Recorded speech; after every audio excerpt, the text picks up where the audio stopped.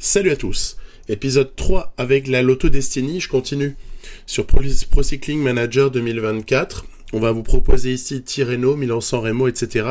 Et j'irai jusqu'au Grand Prix de l'E3 avec Tour de Catalogne y compris.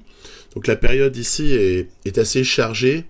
L'équipe est grosso modo coupée en deux. Et on a beaucoup de choses à faire. Je vous ai montré la petite victoire d'Arnaud Delis sur Paris-Nice. On est allé chercher comme ça un peu de confiance dans l'épisode précédent. Arnaud qui en a pris 2. Et voilà, donc c'était l'occasion de travailler le sprint. Le sprint, on ne le travaillera pas sur Tirreno. On n'a pas le matériel pour. Puis il y avait aussi cette petite performance de Van Aert Velt sur Paris-Nice et sur l'étape 8. Mais avant d'enchaîner avec Tirreno, comme je l'ai annoncé, une petite réflexion et je rebondis un petit peu sur ce que me disent Apachai-kun et Julian FFC. Apachai-kun regrette certains aspects de la partie sponsor du jeu. Je le comprends à 100%. Et si vous avez des petites idées sur la manière dont on pourrait expliquer ce qu'il vit, alors je suis preneur dans les commentaires, n'hésitez pas. Moi, ce que je crois, c'est que le baromètre de performance joue. Il y a aussi un aspect aléatoire dans les budgets alloués. Et je pense que tout n'est pas parfait. Loin s'en faut. Et puis, voilà, notre ami Julian FFC, qui également regrette, lui, sur la WorldDB, une non-actualisation du maillot, du nom, etc., avec changement de sponsor. Donc, si certains ont des idées, ne vous gênez pas. Pour ma part, ces aspects-là semblent fonctionner, je les ai testés en simulation. Allons-y, Tirreno Adriatico. Alors, c'était une course que donc j'ai joué forcément pendant le Paris-Nice que je vous ai proposé à l'épisode précédent. Et c'est une course sur laquelle on n'a absolument pas la capacité d'aller s'imposer comme cela avait été fait avec Astana et Lutsenko.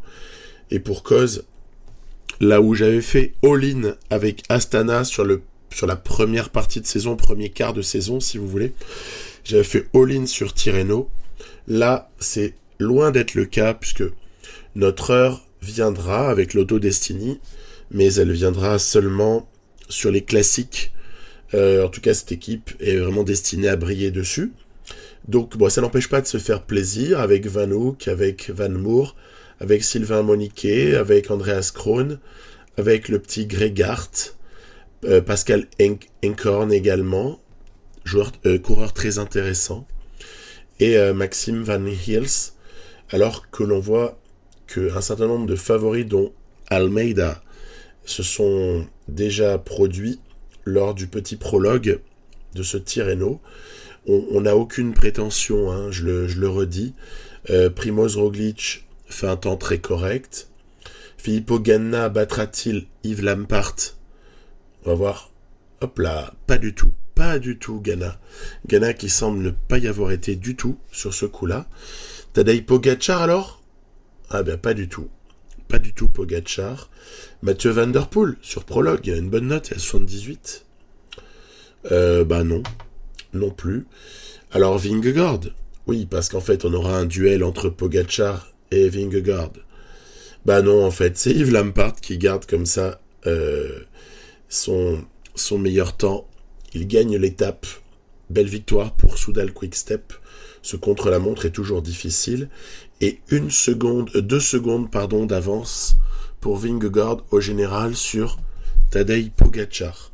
Le mieux classé pour nous, c'est Van Hils. Il est à 1 minute déjà. Aucun problème. On continue. J'ai pas pu emmener de train de sprint parce que je voulais privilégier le punch et puis je voulais surtout que tous les gens qui vont être concernés par les classiques bénéficient des jours de course, soit de Paris-Nice, soit de Tirreno. Donc c'est un peu par obligation que je n'ai pas emmené certains coureurs, je pense à Lionel Tamigno, à Milan Menton, qui auraient pu contester une victoire au sprint, ici ou là, mais que j'avais pas la place vraiment d'emmener. On verra Menton sur le Tour de Catalogne. En revanche, on attendra un petit peu plus loin dans la saison pour ce qui est de Tamigno. Et donc, voilà, première étape qui va se jouer ici au sprint, c'est, bravo, Merlier, qui va s'imposer devant un joli parterre de sprinters, de Klein, Milan, Bauhaus, Bennett, pour ne citer que ceux qui composent le top 5. On a assez volontairement pris un peu de retard avec certains, je vous le cache pas. Au cours de cette première étape, on se laisse un peu décrocher. Des fois qu'il y ait des échappées à prendre par la suite, c'est toujours confortable.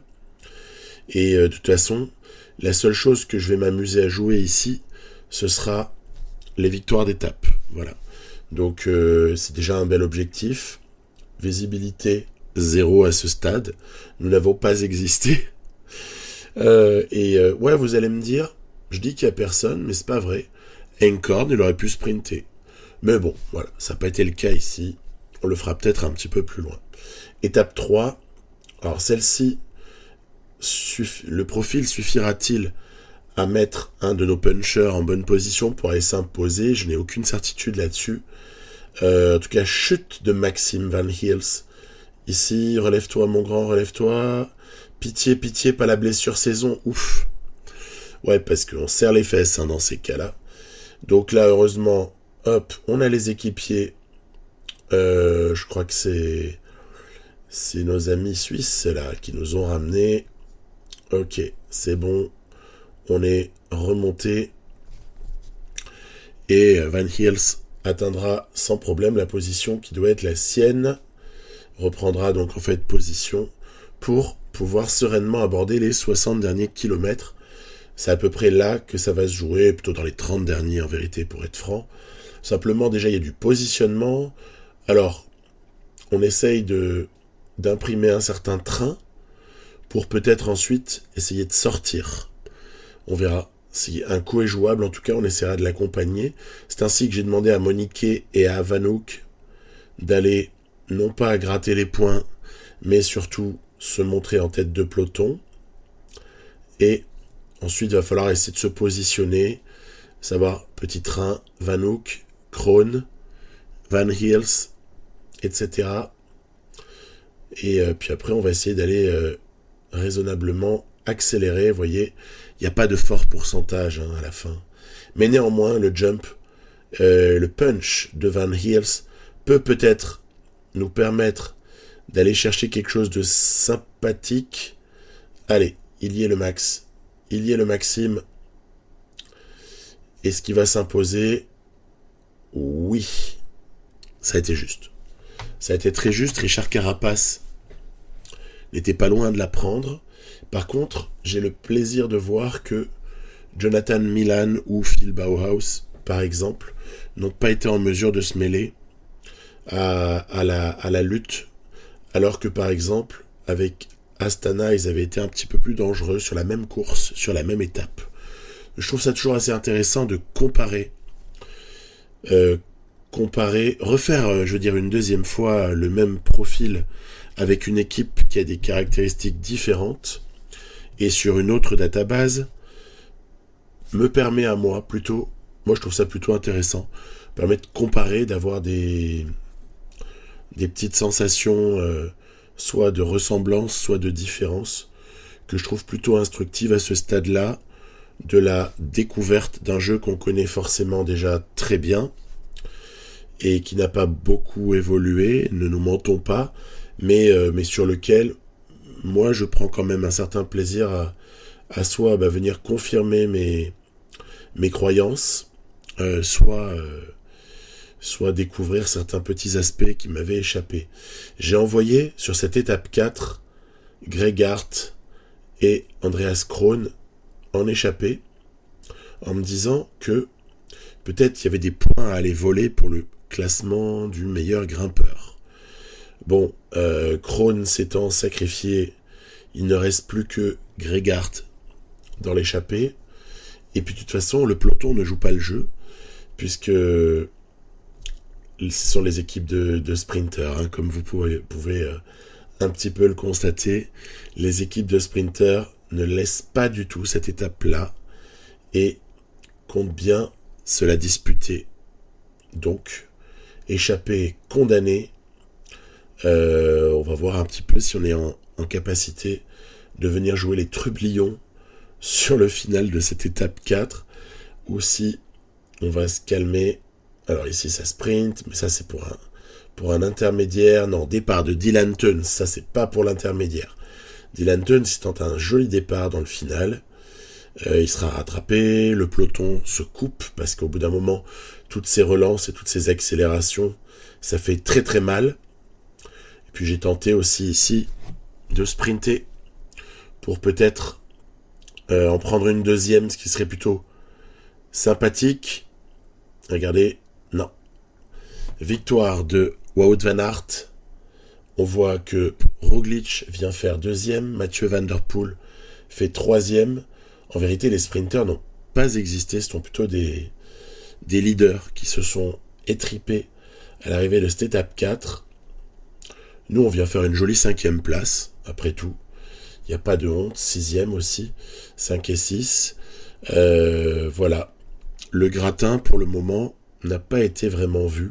Que ce soit Vingegaard ou que ce soit Pogačar, si on ne savait pas qu'ils étaient là, on ne pourrait pas le deviner, parce qu'ils ne sont pas très présents, mais cela devrait changer. Les visibilités 9, on commence un petit peu à se faire remarquer. Je vous explique également pourquoi je joue ce Tirreno alors que j'aurais pu allègrement le simuler. Je le joue pour le baromètre de performance. J'entends booster à fond mon baromètre de performance dans l'indice dans l'onglet prospection de l'onglet sponsor. On va essayer de partir encore une fois en échappée ou alors rouler pour pouvoir envoyer quelqu'un. Je joue à fond cette carte-là, c'est pour ça que j'ai joué en Catalogne alors que j'attendais rien non plus. Mais c'est parce que je tiens à pousser l'expérience jusqu'au bout du fait de jouer tout le World Tour, alors qu'avec Astana, je n'ai par exemple sur cette période-là joué que les classiques. Ça m'a mené à la petite image que je vous ai montrée en introduction. À savoir, malgré certaines victoires assez prestigieuses, un baromètre de performance assez faible que j'attribue moi essentiellement à la simulation, quand avec l'Autodestiny, je me retrouve avec un excellent indice, un excellent baromètre, on va y arriver, de performance, ce que j'attribue essentiellement au fait d'avoir joué et d'avoir montré le maillot. Après, peut-être que je me trompe, peut-être que j'ai raison. Là aussi, je recueillerai très très volontiers vos avis pour savoir si vous avez la même conviction que moi sur ce qui permet d'avoir un baromètre de performance élevé ou pas. J'ai la petite conviction, pour rebondir encore une fois sur les questions de début de vidéo, j'ai la conviction que le baromètre de performance va permettre d'influencer les offres de sponsors ou de co-sponsors, en l'occurrence, dans le cas de Destiny, dans cette carrière. On verra. On verra si c'est bien le cas ou pas. En tout cas, vous avez vu, je ne ménage pas ma peine au cours de cette étape 5 pour essayer de semer la zizanie. Van Hills, Krohn, Eenkhoorn, Van Hoek sont encore présents, là où Moniquet, Van Moer et Gregard ont déjà tout donné, sont sacrifiés pour leurs 4 coéquipiers, ce qui fait qu'on termine cette étape très peu nombreux. Je vais essayer de gérer ma force, j'essaierai de gérer mon énergie. On est un peu loin ici, hein, semble-t-il, mais regardez, il suffit de remonter en effort curseur pour essayer de reprendre les 2 types qui se sont échappés. Il doit y avoir Roglic, l'un des 2, je crois. Et pour pouvoir lancer un sprint ici, regardez, c'est parti, Krohn, Van Heels, Diego Ulissi, qui a magnifiquement suivi et qui va s'imposer. Mais là encore, agréable satisfaction que de s'être mêlé à la lutte et d'avoir été chercher encore une fois une jolie deuxième place avec Maxime Van Heels. Donc je trouve qu'on fait plutôt un bon Tirreno malgré l'opposition. Alors peut-être que l'opposition, elle n'est pas en bonne forme.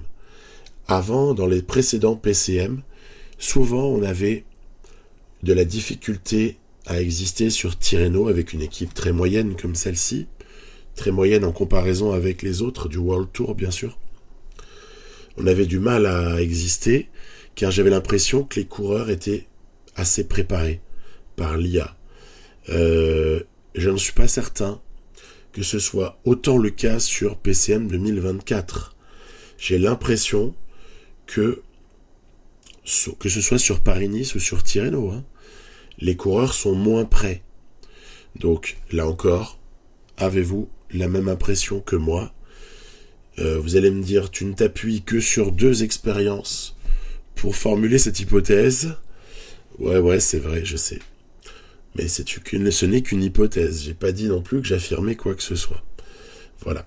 Donc, c'est mon impression sur les 2 expériences que j'ai vécues.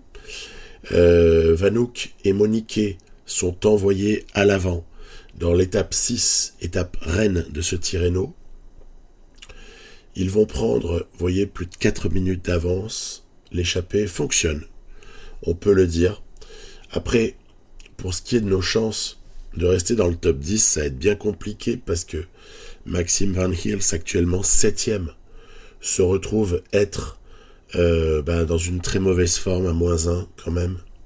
C'est vraiment ballot. Mais c'est comme ça. Vous voyez que la lutte pour sur les sprints GPM, alors qu'on voit que Roglic fait rouler, il doit se sentir en canne. Il est en canne, le Roro. Donc il fait bien rouler les équipiers de la Bora. Et ouais, donc l'échappée a tendance à perdre un peu de terrain. Ça, on le connaît. Ce scénario, il signifie quoi? Il signifie tout simplement que les leaders ont décidé de ne pas laisser la victoire d'étape, ce qui se conçoit totalement sur une épreuve de 7 jours et sur l'étape reine de cette même épreuve. Allez, on sprint un peu avec Vanouk. Yes. Prise de points pour Harm Vanouk qui, je ne le cache pas, ambitionne peut-être le maillot de la montagne sur ce Tirreno. On se contente de pas grand-chose, on a des petits objectifs. Après tout, nous ne sommes qu'une équipe de Continental Pro, même si, on n'est pas loin d'être la meilleure d'entre elles, faut pas déconner non plus. Moniquet pour Vanouk, allez, on a l'espoir. Moniquet a protégé, il s'est relevé, il va se relever pour de bon, d'ailleurs. Vanouk tente de durcir le ton et de se faire un petit peu de la place dans l'échappée. Ça marche. Il n'y a plus que Picanzoli, l'excellent jeune Italien, et quelqu'un d'autre qui suivent. Oui, mais toutefois, les leaders sont en train de revenir. Enfin, les leaders. Roglic est là. Ah oui, c'est Lebert qui s'accroche, bravo. Roglic est présent. Voilà, ça y est, il a déjà repris Vanouk. Dommage, Dommage pour nous, parce qu'on avait bien mené notre affaire. Et Vanouk était dans un bon jour. Il y avait quelque chose à faire. Se faire reprendre à 4 km de l'arrivée. Allez, y a-t-il quelque chose à tenter ici? Je vais essayer de me mesurer à la montagne Primoz Roglic, qui va faiblir. Du coup, je me dis, allez, vas-y mec, effort curseur, à fond les ballons. Tu peux le faire. Le mec est en défaillance, peut-être. Il y a moyen d'aller gagner cette étape. Et non. Parce qu'en fait, cinématique de défaillance, mais pas du tout. Harm Vanouk n'a plus rien, alors que Roglic, lui, continue. Il est peut-être sur sa barre jaune, le bougre. Et regardez, finalement, ni Roglic, ni Vanouk ne vont l'emporter. En vérité, Pogačar et Almeida, qui reviennent comme des balles, viennent coiffer au poteau Roglic pour une victoire finale de Joan Almeida. Et là, on se dit, crime de Les Poggi. Comment ça? Il ne laisse pas la victoire. Ouais. Peut-être qu'on va avoir une explication. En tout cas, Vingegaard n'est toujours pas là. Vous êtes d'accord avec moi? Toujours pas de Vingegaard. Voilà, il est là. 2 minutes déjà que Almeida a franchi la ligne. Et Vingegaard, apparemment pas prêt du tout, à quasiment 3 minutes d'Almeida. Avec les bonifs en plus pour Almeida et Poggi au classement, UAE va être bel et bien omniprésent. Surtout que Isaac Del Toro est venu compléter le groupe de 5. Voilà, donc pourquoi est-ce qu'Almeida a sprinté? Ben regardez, il y a une raison à tout. Tout est calculé. Il est venu piquer la première place à Roglic, alors que s'il avait laissé son leader l'emporter, eh bien ils auraient tous les deux perdu le général. Surtout que c'est pas sur l'étape 7 de Tirreno qu'on va avoir des rebondissements particuliers au classement général, à part une chute. On voit pas tellement ce qui pourrait arriver. Donc Almeida va gagner Tirreno grâce à cet excellent travail de Poggi. Et Vingegaard n'aura pas existé. Roglic sera magnifiquement battu. Mathieu Van Der Poel n'aura pas tant existé que cela. Il n'aura pas réussi à choper la petite étape qu'on aurait pu espérer pour lui. Regardez ici, je participe avec Battistella à ce sprint. Il a une importance assez intéressante, assez grande. On prend les points, là voilà. Regardez pourquoi j'ai sprinté. Parce que, en fait, à l'aide de cette deuxième place au sprint intermédiaire, on conserve le maillot de la montagne avec Van Aert. Bah déjà rien que ça valait le coup de partir. Parce que sinon, Battistella, il le prenait. Il prenait le maillot, le coquin. Donc voilà. Plus tard, bien plus tard, quand on reviendra vers le bord de mer, eh bien, on va constater que Van Aert, s'il arrivait à marquer 2 points de plus que Van Aert, pourrait avoir le maillot par points. Donc je vais sprinter pour Maxime Van Aert.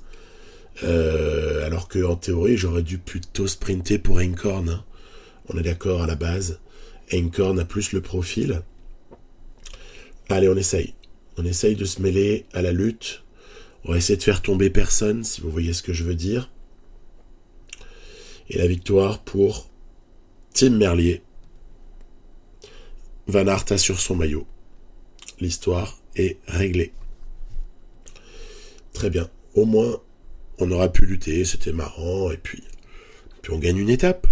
C'est vachement bien, une étape et un maillot distinctif. Voilà. Sprint très serré, mais victoire toujours pour Tim Merlier. Ça en fait 2. Ici, donc, il a battu Milan, il a battu Canter. Ensuite, Almeida prend le général, et Van Aert arrache, on l'a dit, le classement de la montagne.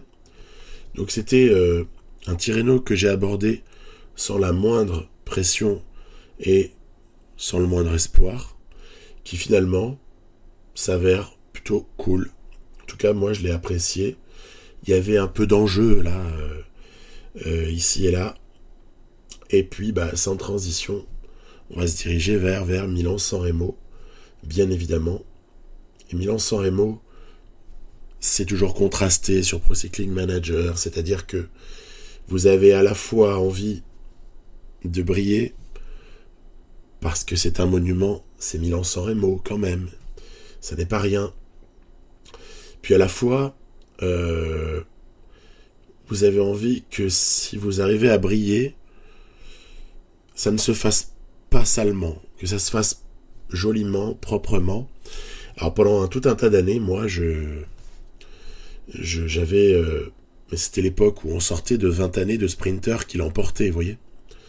Donc, je crois qu'en 20 ans, si je me place avant la victoire de Nibali, de 2018, il y avait quoi? Il y avait Kwiatkowski en 2017, et puis on sortait de 20 ans où il n'y avait pas eu un seul puncher, ou sauf un seul, quoi, qui s'était barré dans le Poggio, etc. Il se trouve que depuis 2018, on a eu un changement de tendance absolu. C'est-à-dire qu'il n'y a plus aucun sprinter à part Philipsen cette année, IRL en 2024, mais il n'y a plus personne qui a gagné au sprint. Du coup, je considère que la performance, maintenant, c'est plus tellement de se barrer à la cabine téléphonique et terminer solo sur la Via Roma, ce serait plutôt d'essayer d'emmener un sprinter. Ok, vous le voyez venir, mon raisonnement. Voilà la raison pour laquelle j'ai décidé de jouer pour Arnaud Delis. Tim Wellens nous fait une très très belle sortie du peloton. Quand il est sorti très très fort. Et il résiste fort bien, là où Kung ou Lascano font des tentatives, mais beaucoup beaucoup moins tranchantes, et seront inexorablement avalés. Regardez, Wellens, il a quand même réussi à creuser plus d'1 minute sur le peloton. Et je peux vous dire que le peloton, c'est du Visma Leasebike qui emmène, c'est du Alpecin de Koenig qui roule relativement vite, voire même du Lidl Trek qui essaye d'imprimer un gros tempo dans la Cipressa avec en embuscade Wout van Aert, Mathieu Van Der Poel. On est plutôt satisfait d'avoir les meilleurs en embuscade, donc Mats Pedersen, cela va sans dire. Attention, Philipsen est encore là. C'est pas parce qu'on voit Van Der Poel qu'il n'y a pas Philipsen en embuscade totale. Voilà, il y a même Remco qui est présent. C'est pour ça que Moscone roule. Donc pour la Soudal Quick Step. Puis nous, vous voyez, on se contente de se positionner. Voilà.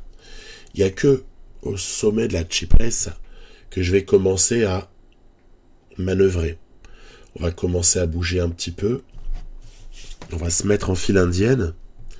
Puis on va commencer à essayer de mettre Arnaud Delis dans les meilleures dispositions. Ce qui supposera...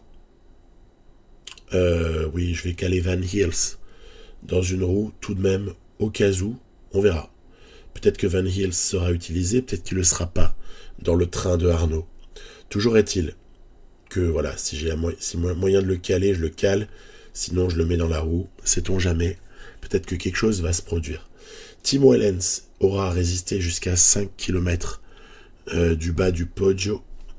Et on demande à Florian Vermeersch, qu'on reverra, faites-moi confiance, sur les classiques pavés.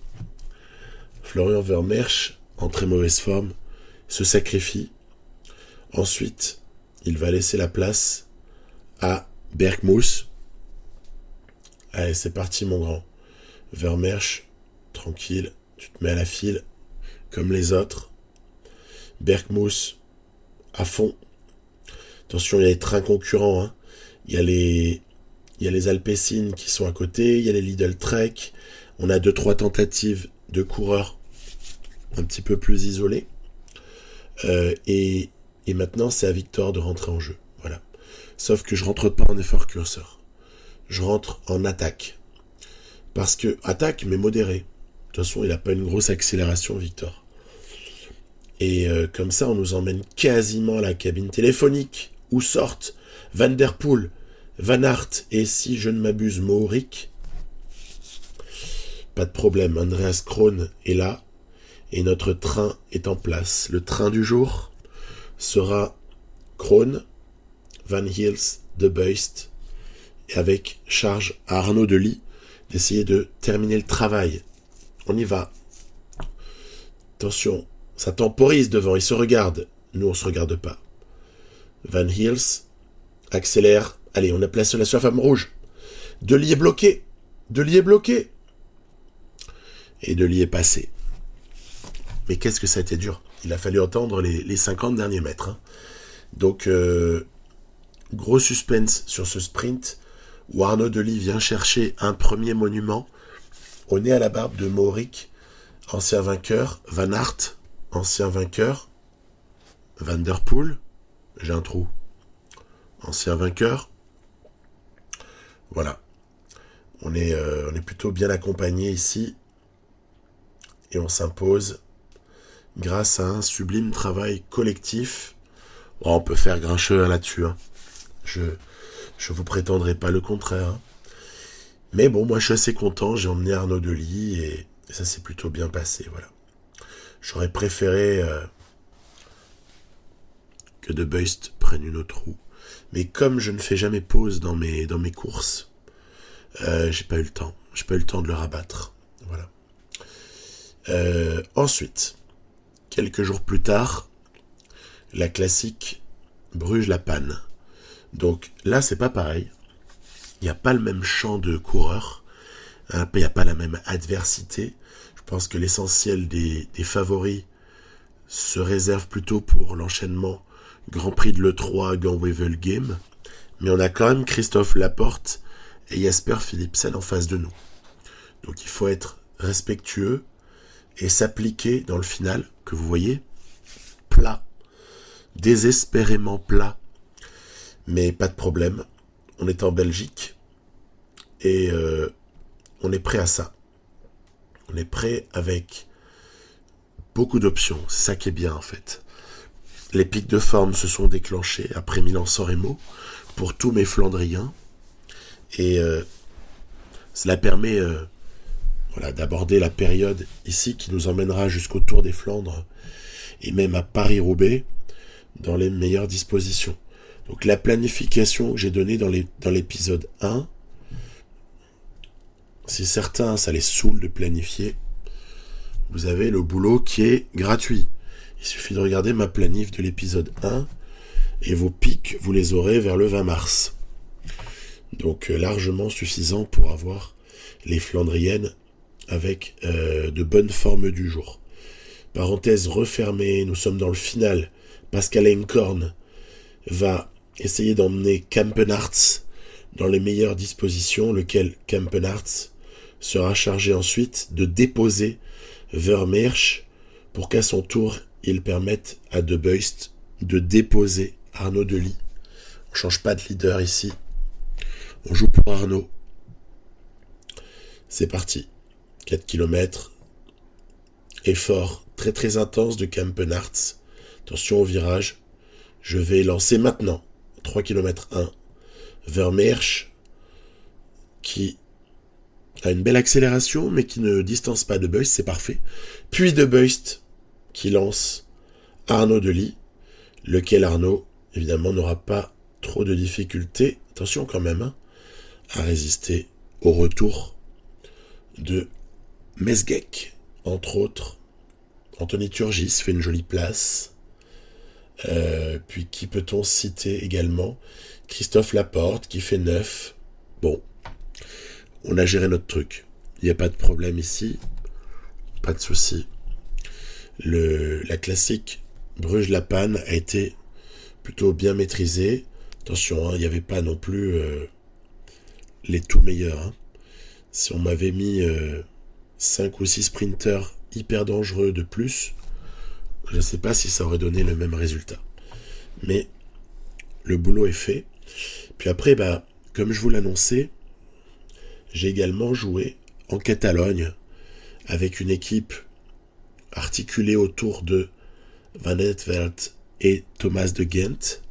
Lequel Thomas de Gent, c'est comme Sepulveda, ils ont un pic de forme pour le Tour de Catalogne.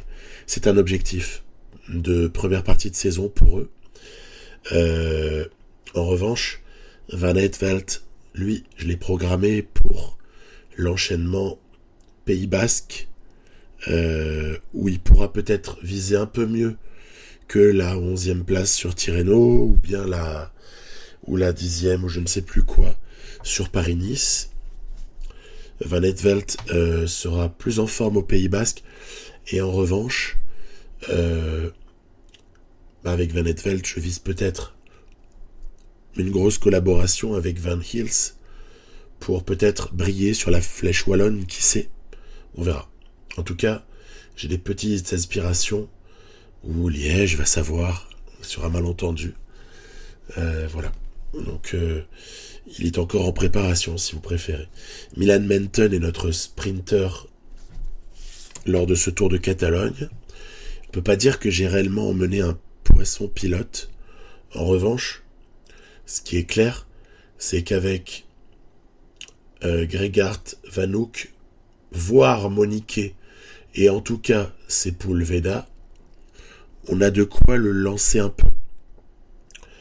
Je parle en termes d'accélération, vous voyez. Il y a moyen de mettre Milan Menton sur des bons rails. Surtout que, assez traditionnellement, sur Pro Cycling Manager, depuis un certain nombre d'années, on ne retrouve pas de très bons sprinters sur le Tour de Catalogne. Et pourtant, il y a la place, ici. Ici, c'est une étape qui va nous échapper. Elle va nous échapper, car l'excellent Battistella d'Astana aura su sortir au très bon moment dans le final pour aller comme ça prendre une très jolie victoire opportuniste. Et nous, on va faire des places de top 10, mais on n'a pas réussi à emmener Milan Menton sur ce coup-là dans les meilleures conditions. Donc, hommage à Battistella. Coureur que j'aime vraiment bien. Hein. Battistella, vraiment. Magnifique victoire. Voilà. Visibilité 7, c'est cool. Ça, peut-être que ça entretient notre baromètre de performance. Ensuite, passons à l'étape 2. Alors sur l'étape 2, si on veut un peu se montrer, il va y avoir du boulot. Parce que cette arrivée, elle ne nous correspond pas tellement. Vingegaard est le grand favori de ce Tour de Catalogne. Vous me direz, si ça fait comme sur Tirreno, mais il va falloir chercher un autre candidat, parce que c'était vraiment pas terrible. Donc il y a les notes de base et puis il y a la forme du moment, hein, c'est encore autre chose. Toutefois, le -1 dont j'hérite avec Van Aert sur cette étape 2, qui est quand même assez cruciale pour le classement général final du Tour de Catalogne, il est assez rédhibitoire et je me fais assez rapidement une raison sur l'issue de cette étape et de même de ce Tour de Catalogne. Et donc, il va falloir briller d'une autre manière. En tout cas, essayer d'avoir de la visibilité, peut-être, d'une autre façon. Alors, vous voyez, il y a par exemple un moment où on se retrouve là avec des coureurs échappés, mais pas bien loin. Et quand même, je peux pas m'empêcher de me dire que Thomas de Gendt pourrait tenter un petit peu sa chance. Ça va être chose faite. Astana n'est pas non plus l'équipe qui contrôle le mieux les courses, hein, on va pas se raconter d'histoire.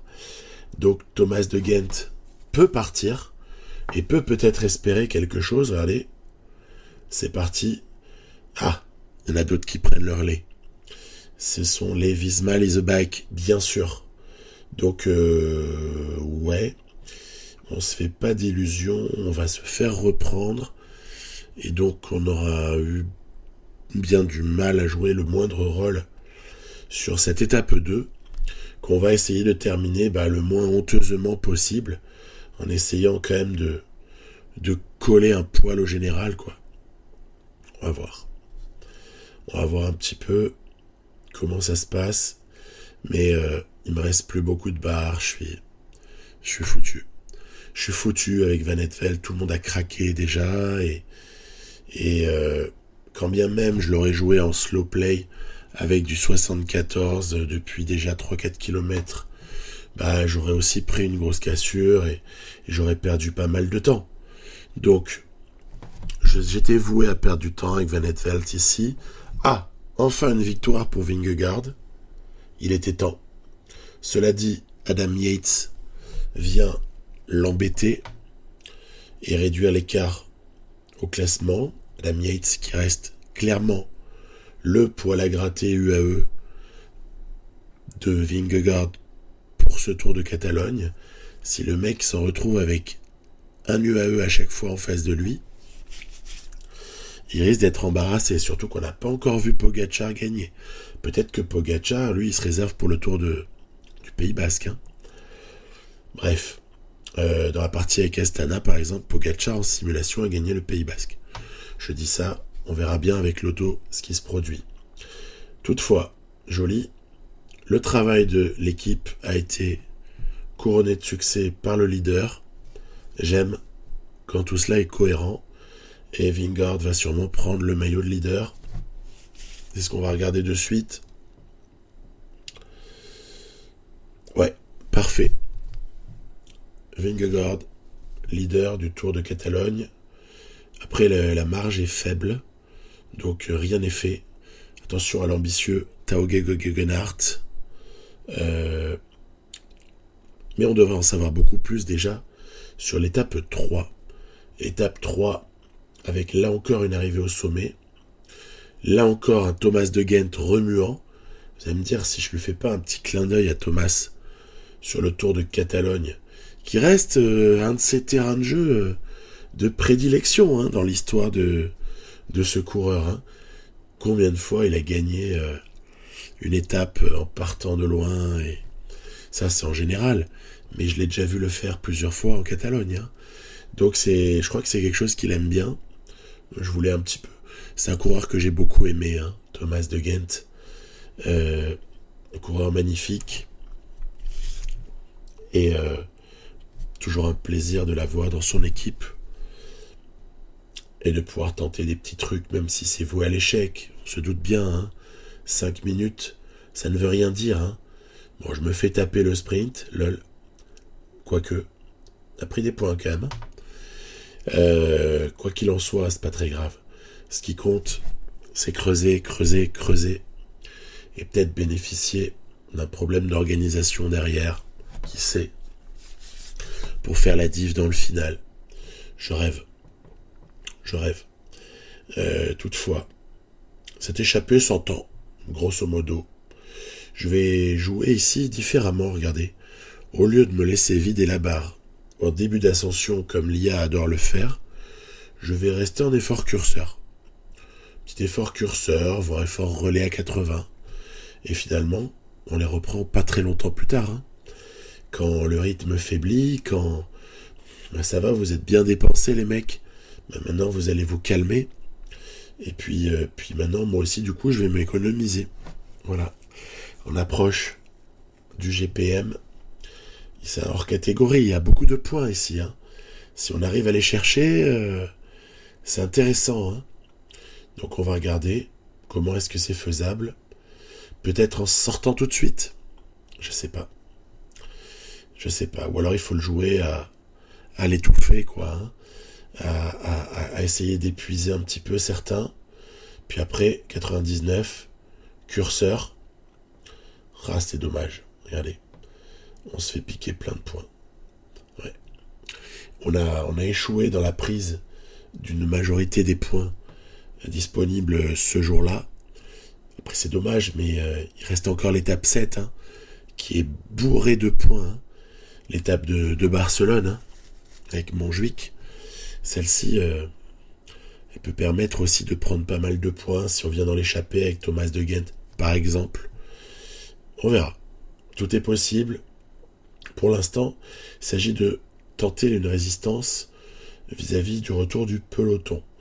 Alors, Thomas est là, mais il n'est pas seul. Derrière, Tao Geoghegan Hart fait rouler. Ciccone reste à sa disposition au cas où. Donc ça veut dire qu'il y a encore du potentiel là chez Lidl Trek. Ils n'ont pas dit leur dernier mot.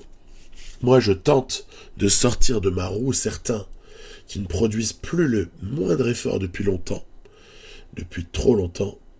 Tousvelt, Bouchard, puis même Ries, qui finira par sauter lui aussi. Vous allez me dire, on est bien parti. Réponse, non, car nous n'avons plus d'énergie et surtout, les tout meilleurs sont déjà sortis. Yates, Vingegaard, Geoghegan Hart, Carapace sont là. Même Max Poole est là. Max Poole en grosse forme hein, sur ce Tour de Catalogne. Et c'est ainsi que Thomas les accompagnera jusqu'à la Flamme Rouge avant inexorablement de buter et d'être incapable de se mêler à ce qui sera un final en faveur de Yates. Ouais, après, superbe étape de Ghent, hein, qui vraiment tient le coup presque jusqu'au bout. C'était magnifique. Hélas, au grand hélas, toujours nanti d'une mauvaise forme à -1. L'ami Van Etvelt perdra plus de 2 minutes sur les tout meilleurs, ce qui risque pour de bon de l'éjecter du top 10. Ce qui aurait été honorable, quoi, hein, de terminer dans le top 10 du général, mais non, ce ne sera pas le cas. En tout cas, pas à l'issue de l'étape 4. On retombe en visibilité 5, c'est dommage parce qu'on a mouillé le maillot. Hein. Honnêtement, là, c'est pas payé. Hein. Et Yates se rapproche de Vingegaard, mais rien du tout n'est fait. Les prochains rendez-vous pour le général sont évidemment l'étape 7, hein, d'une certaine manière, mais surtout un peu l'étape 6. Là, on va avoir une transition, étape 4, étape 5, qui vont être toutes les deux peut-être favorables à un sprint, hein, si vous voyez ce que je veux dire. J'ai l'impression qu'on n'a pas beaucoup brillé jusque-là, et j'ai l'impression qu'on est quand même... on a un petit sprinter, nous. On a Milan Menton. Donc, qu'est-ce qui va se produire ? On va tout simplement essayer de le mettre dans les meilleures dispositions. Il n'y a pas à tortiller. Donc, dans cette optique-là, je vais jouer prudemment, mais en essayant d'être bien présent dans le final, en espérant, très sincèrement, faire péter quelque chose à la fin. C'est ainsi que, à environ 10 km de l'arrivée, ça suffira hein, sur un coup comme ça. C'est pas comme les sprints avec le gratin du sprint mondial. Hein. Ça n'a rien à voir. Hein. Ici, tu mets 2 Ghent à rouler à 10 km de la fin. Puis après, on peut essayer de missionner Vanouk et Sepulveda pour nous lancer l'ami Menton. Attention, on a perdu la connexion. Du coup, je passe sur l'autre côté de la route. Regardez, allez les gars. Voilà. Non, on est encore bloqué. C'est bien. Vanouk va faire le boulot. Bravo, il bouche le trou. Somptueux travail de Vanouk. Ça va être le moment de lancer pour le Belge. Ensuite, on va demander à Sepulveda de mettre sur orbite Milan Menton, que l'on va libérer à 500 mètres environ de l'arrivée. C'est pas passé loin, mais on s'impose. Victoire pour la Lotto Destiny sur ce sprint. Et croyez-moi, je suis pas mécontent. Je trouve que c'était plutôt pas si mal amené. Ok, le parterre de sprinter était faible, mais on est content, on l'a prise. C'est ce qu'il fallait. On a pris cette victoire, et maintenant on se tourne vers l'étape suivante, qui là encore propose une petite opportunité qu'on va essayer de saisir. Avec un tel profil, on serait quand même fou de ne pas y penser. Parce que la dernière difficulté du jour n'a pas l'air bien horrible. Il y a également aussi autre chose, c'est que il n'y a pas de gros sprinter en face. Menton est sous pic de forme. C'est peut-être l'occasion ou jamais. Donc coller une deuxième, on va regarder ça de suite. En tout cas, vous voyez, je suis excessivement mal positionné et j'aurais voulu prendre l'échappée.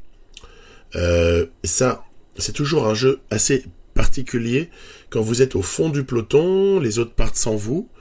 Les équipes qui laissent partir, ouais, on comprend qu'elles le fassent.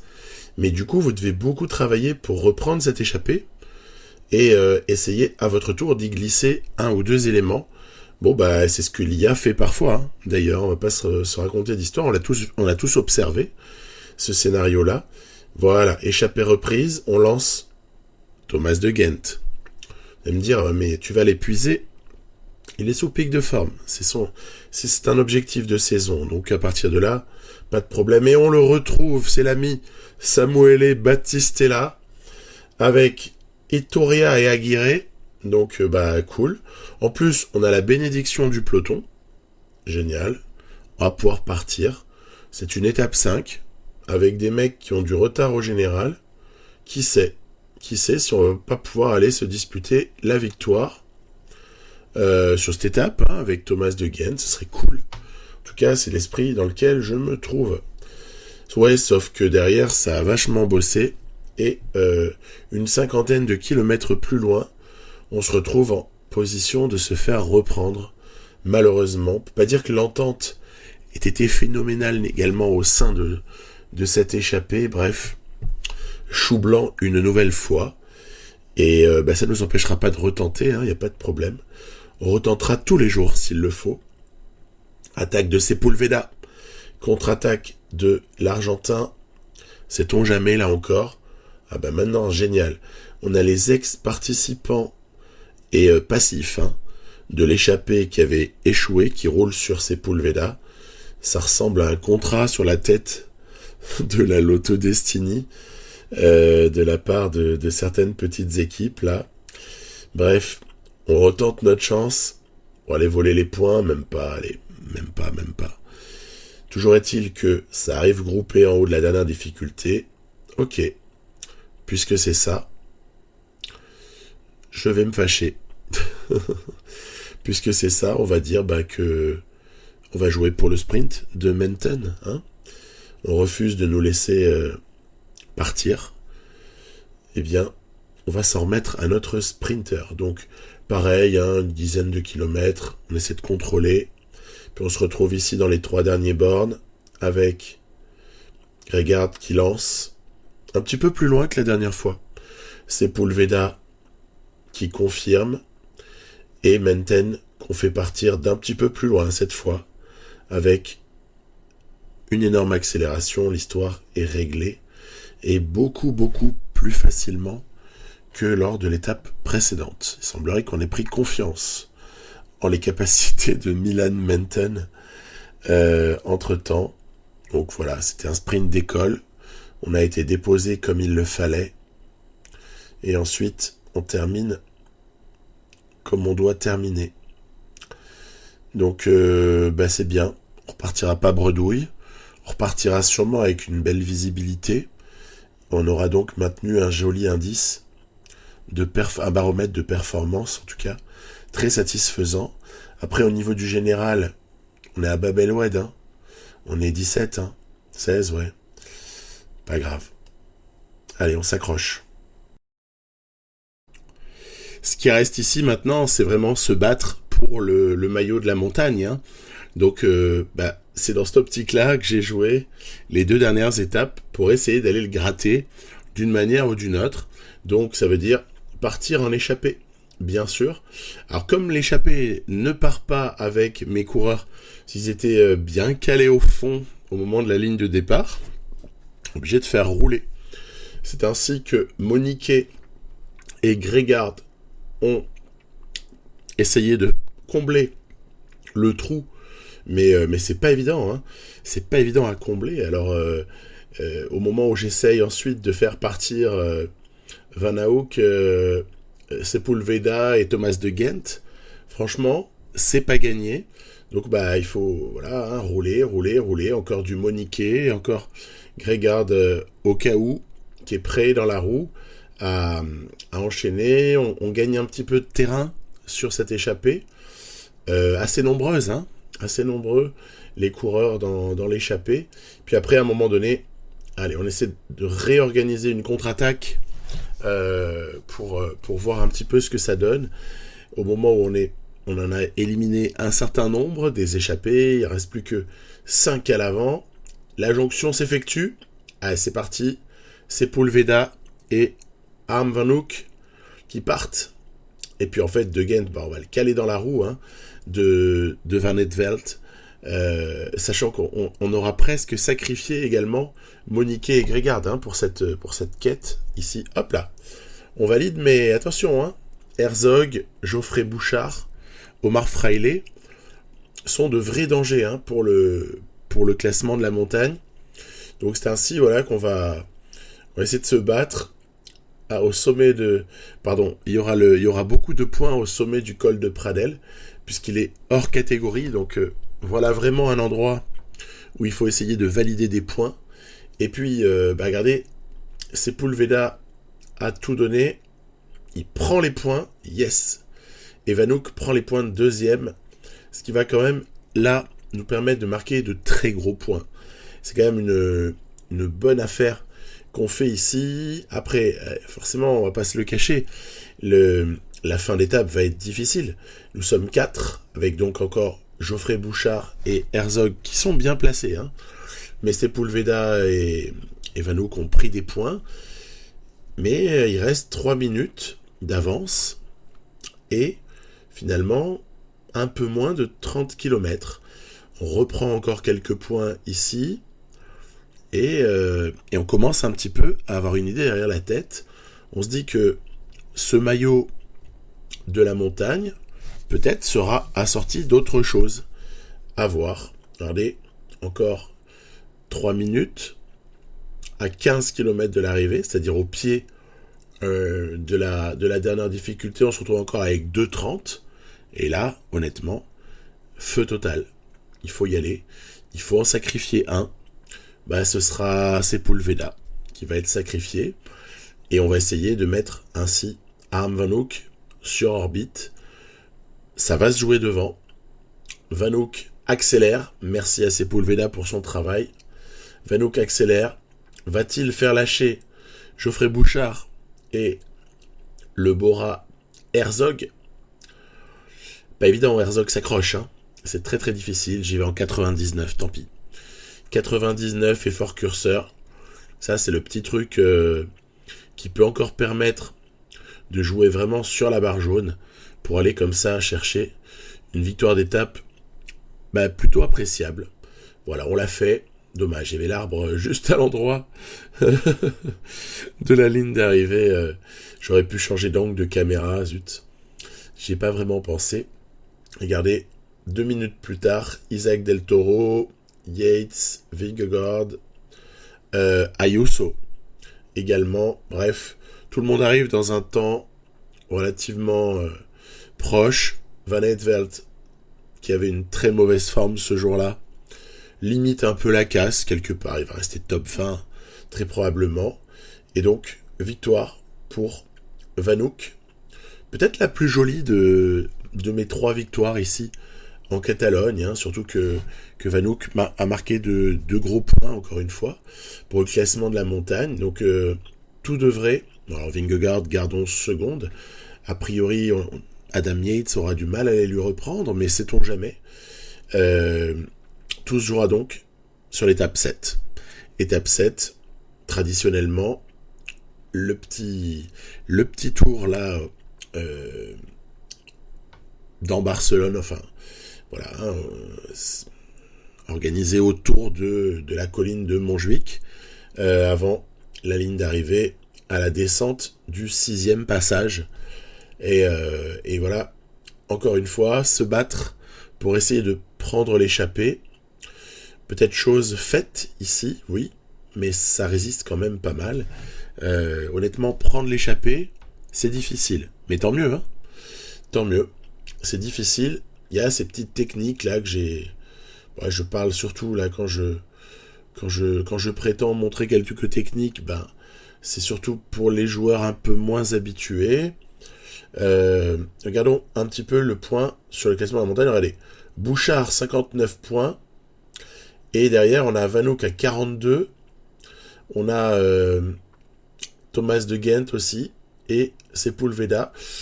Est-ce que tous peuvent l'ambitionner ? Je dirais plutôt Harm Vanouk, hein, clairement. Hein. Donc, on nous a laissé partir. Pourquoi ? Parce qu'il y avait le bon nombre de coureurs dans l'échappée. Et puis c'est tout. Hein. Sinon, on nous aurait jamais donné la permission. Donc là, on va faire cadeau à Schlegel du sprint pour le maillot par points, du classement par points, puisque ça a l'air de l'intéresser. Donc, il n'y a pas de problème. On peut partager sans problème pour moi les points. Et regardez, voilà, on est au pied du mur, entre guillemets. Il va y avoir 6 passages en haut de Montjuic, avec chaque fois un décompte de points qui va être 5, 3, 2, 1. Ok, donc en tout, il y aurait 30 points à aller chercher. À voir un petit peu si on est capable d'aller les prendre. C'est parti. On a été repris par le peloton en bas de la première ascension. Et je demande donc à Thomas de Gendt de se sacrifier pour Harm Van Hoek. Donc c'est pas évident parce que tout le monde s'accroche. Les Visma, Liseback et Vingegaard y compris. Et donc on a d'autres possibilités que de laisser partir Van Hoek en priant pour que derrière certains coureurs. C'est pour ça que je colle un peu avec De Gendt. Voilà, on vole un peu des points. Hein. Toujours pareil, vous intercalez un coureur ou plusieurs si vous le pouvez entre celui qui doit prendre les points et ceux qui sont des rivaux. Apparemment, Geoffrey Bouchard est plus dans le coup. Il a dû souffrir, je dirais, hein, dans l'étape, incapable de réellement suivre. En revanche, l'Allemand Herzog fait du bon boulot. 3e passage, il vient encore chercher des points. Et là, on s'aperçoit qu'on est passé en tête pour un petit point devant Herzog qui n'est qu'à 2 points. On est au 4e passage et là, par contre, Van Hoek, il en peut plus. Il en peut plus du tout. Alors, qu'est-ce que je vais faire ? Parce que en fait, Herzog, il en peut plus non plus. Hein. Il y a plusieurs... tous les prétendants, là, sont complètement à l'agonie. Ça va plutôt se jouer, je dirais, sur les hommes forts, là. Pour ce qui est de la prise de points, on va y aller de manière un petit peu bourrine, mais on va au moins essayer. Carapace, ça va, c'est pas grave. Il faut essayer de prendre les points ou les faire prendre par des coureurs qui ne sont pas dangereux. Et c'est ainsi qu'on va à la fois essayer de rester dans le coup pour une éventuelle victoire d'étape, mais surtout dans le coup pour piquer les points à chaque fois. 5, 3, 2, 1 à chaque fois au sommet de Montjuic sur la ligne. En tout cas, voilà, on prend les points ici, parfait. De Gendt, Van Edvelt. Bon, le petit Menton là est encore dans le coup, mais on se fait pas d'illusions. Il sera bien incapable d'accompagner. Puis en fait, on se retourne, mais Thomas de Gendt, il aurait pas mis Van Edvelt sur orbite. Si, puisque le seul Mikel Landa a réussi à suivre. Et donc, c'est ainsi que vous allez avoir une victoire qui tombe un petit peu du ciel sur cette étape, suite à un exceptionnel travail de Thomas de Gendt. C'est Lennert Van Edvelt qui vient prendre la dernière étape du Tour de Catalogne, tout comme il avait pris la dernière étape de Paris-Nice. Donc Van Edvelt commence un petit peu à, comment dirais-je, inscrire des petites victoires significatives à son palmarès. Après, pas se raconter d'histoire, je l'attendrai principalement sur le Tour du Pays Basque à partir du moment où il aura un pic de forme, et puis surtout sur le Tour de France où il essaiera d'aller chercher une étape. Hein. Pour Van Edvelt, en tout cas, c'est un petit peu ce à quoi j'ai pensé. Terminera 13e au général. Vingegaard, comme prévu, garde la victoire finale dans ce Tour de Catalogne. Van Hoek prend son maillot de la montagne, acquis de haute lutte tout de même. Et la petite surprise du jour, c'est que, au final, le classement par points, il tombe aussi dans notre escarcelle, ce qui nous donne une jolie visibilité 10 avec Milan Menton. Voilà. Donc, un Tour de Catalogne qui s'est passé de manière peut-être un peu plus dorée que ce que j'aurais pu croire à l'avance. Bien fait d'y aller, tiens. Au moins, ça a satisfait une partie de nos coureurs. Mais entre-temps, en plein Tour de Catalogne, et sans attendre Gant-Wevelgem, auparavant, il y avait la E3 Saxo Classique, l'ancien GPE3, Eh bien, là-dessus, nos Flandriens auront fort à faire face à Van Aert, Van der Poel, Mats Pedersen, voire Jesper Philipsen, on ne sait jamais. Si jamais il arrive à suivre les meilleurs. Puis nous, par contre, on a des arguments à faire valoir parce que là, c'est vraiment la zone du calendrier sur laquelle, à l'image du petit hors-d'œuvre que constituait la classique Bruges-La Panne, on a vraiment des arguments à faire valoir dès lors qu'on est sur les pavés. Et plusieurs cartes. Alors évidemment, pour moi, les 2 cartes principales sont Florian Vermeersch, dans l'hypothèse où ce dernier arriverait à prendre le bon coup, que ce soit sur le GPE3, que ce soit sur Gand-Wevelgem, sait-on jamais, sur Tour des Flandres, voire sur un malentendu Paris-Roubaix. Il peut vraiment ambitionner un rôle dans chacune de ces 3 courses. Et puis, Arnaud Delis, si on arrive à emmener Arnaud Delis suffisamment loin, vous voyez, c'est dans les 60 derniers kilomètres que tout va se jouer. C'est sur ça que je me suis attaché au moment du montage. C'est sur le scénario de course des 60 derniers kilomètres. Si on amène Arnaud Delis dans les meilleures dispositions, peut-être que lui peut gagner au sprint face à quelques-uns des tout meilleurs coureurs. Il peut le faire. On ne sait pas. Donc, écoutez, voilà, ça a cassé, prévisible. Il y a des gens qui maintenant ne reviendront plus jamais. Il n'y a plus qu'une 60aine de coureurs concernés par la victoire dans cette E3 Saxo classique. On est obligé de rouler à des petits moments là pour se repositionner à l'avant. Allez, Paterberg. C'est le premier mont significatif du final. Ouais, je sais, il y en a eu d'autres avant, mais c'est vraiment dans le Paterberg que déjà de grosses choses peuvent se passer. La voiture nous gêne. Pitié, enlevez-moi ces voitures. Je sais que c'est que visuel, mais là, franchement, sur ce qui s'est passé, j'ai eu l'impression que ça n'était pas seulement visuel et que la voiture a vraiment fait un blocage. Donc ça, c'est vraiment ballot, dirons-nous. On enchaîne avec le vieux Quarmont. On sait qu'autour des Flandres, l'enchaînement sera dans l'autre sens. Florian Vermeersch, là je mets tout le monde dans la roue parce que je veux pas de blague. Quitte à vider un peu leur barre, je veux que mes coureurs, soit Enkorn, soit Kampenhardt, Delis ou Jesper de Beust, je veux qu'ils suivent tous Vermeersch pour passer l'écueil principal du vieux Quarmont et ensuite pouvoir rallier, dirons-nous, les 18 derniers kilomètres sans trop d'encombre, afin ensuite de pouvoir choisir des roues parmi les tout meilleurs coureurs présents ici. C'est dans cette optique-là que je demande à Brent Van Moer de rouler très fort. On aura utilisé ici Ariel Livins comme équipier protecteur pendant tout ce GPE3 au final. Il aura très très bien tenu.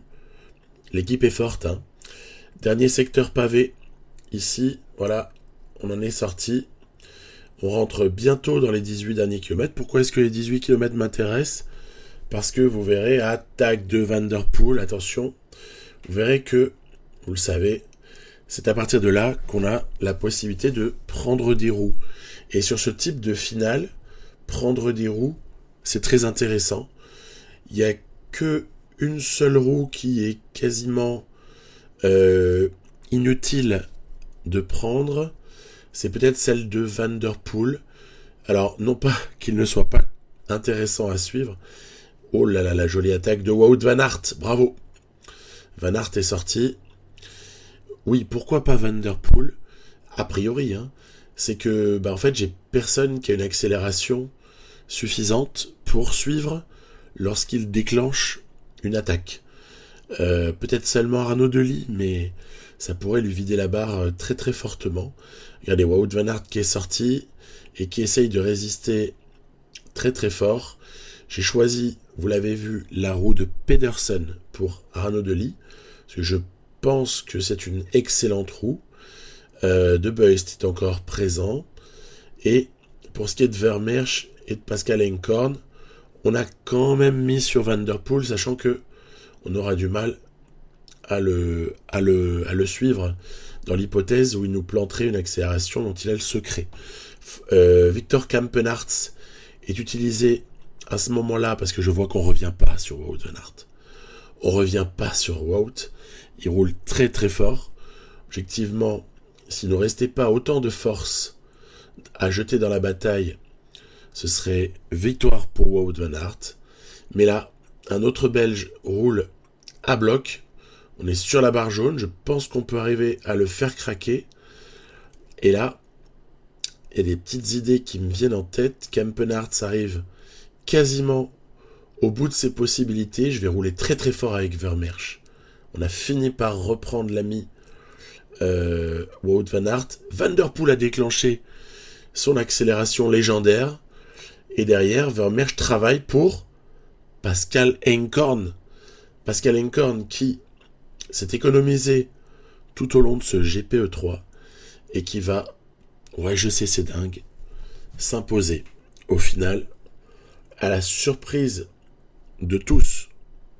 Victoire de Enkorn en opportuniste et surtout en fait parce qu'on aura réussi à utiliser notre, allez, j'ose le dire, quintuple menace. Bon, attention, ça va prendre avec des guillemets, mais on a comme ça quand même plusieurs coureurs qui peuvent gagner ce genre de course. Dès lors, on est vraiment fort en fait. Hein. Avec la Lotto Destiny, il y a vraiment fort à faire ici. Donc, qu'est-ce que je peux bien vous dire ? Si j'étais grincheux, je dirais qu'il y a trop de victoires. Mais je dirais que peut-être que c'était joué correctement et qu'il y avait matière à perdre également, hein, ces courses-là. Donc voilà. Allez, on reste sur ça. Donc je commencerai par Gone Wevelgem. Le prochain épisode, on aura le Dwars door Vlaanderen, puis le Tour du Pays Basque, après avoir joué quand même le Tour des Flandres en 3e position. Puis après, on convolera joyeusement après le Pays Basque vers Paris-Roubaix, en espérant exister et ne pas se faire éclater à 15 ou 20 km de l'arrivée dans le carrefour de l'Arbre, par exemple. Voilà. Je vous dis à bientôt et bon cyclisme à tous. Bravo Remco, bravo les deux Français pour les médailles. J'ai apprécié. Vous aussi probablement. À plus, bye.